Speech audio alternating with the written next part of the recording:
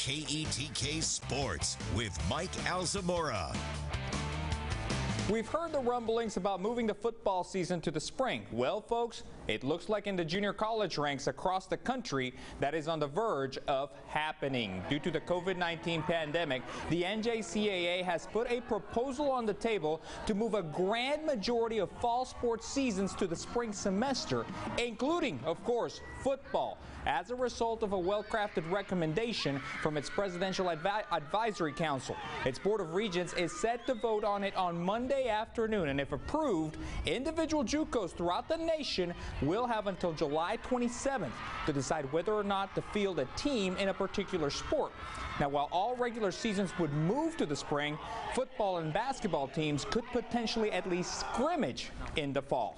Only Division III tennis, cross country, and half marathon are the junior college sports that would happen in the fall under this proposal. Meanwhile, Angelina College in Lufkin has already announced the suspension of the fall 2020 soccer season because of the ongoing risks associated with COVID-19. The announcement includes both the women's and men's soccer programs, with hopes of resuming action in the fall of 2021.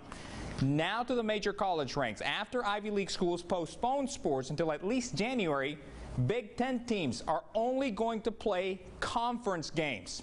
The Power 5 Conference announced today that as COVID-19 cases across the country continue to rise, they want to give flexibility for rescheduling and canceling games during the season.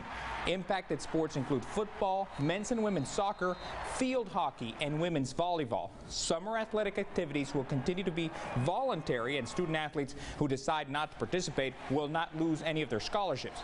The decision already has had major impacts for teams not in the Big Ten. The football matchups, for example, between Ohio State and Oregon and Michigan at Washington have both been canceled. There's a chance we might not have football, guys. So we've shifted to how can we get our kids on the field? How can we help field hockey play? How can we help soccer play? How can we help volleyball play? That's why we went to conference games only.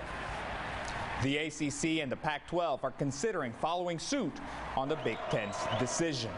All right, what began as a great and celebrated partnership with an opportunity to hopefully help many in East Texas and beyond has become the subject of 2 lawsuits less than 2.5 years after the opening of the Project Rose Research Center here in Tyler. This endeavor, created by the Tyler Rose Earl Campbell and his partner, fellow JT alum and former NFL player Gary Baxter, in order to provide sports medicine research to help prevent injuries in athletes all the way from grade school to the pros, and was set up in the 2nd floor of Texas Spine and Joint Hospital in Tyler. However, the hospital claims that neither Campbell nor Baxter did much beyond getting the facility off the ground, while on the other hand, Baxter and Campbell say they haven't been paid for their services. Also, folks, New Mexico, their High School Activities Association, well, they are moving their fall sports to the spring as well.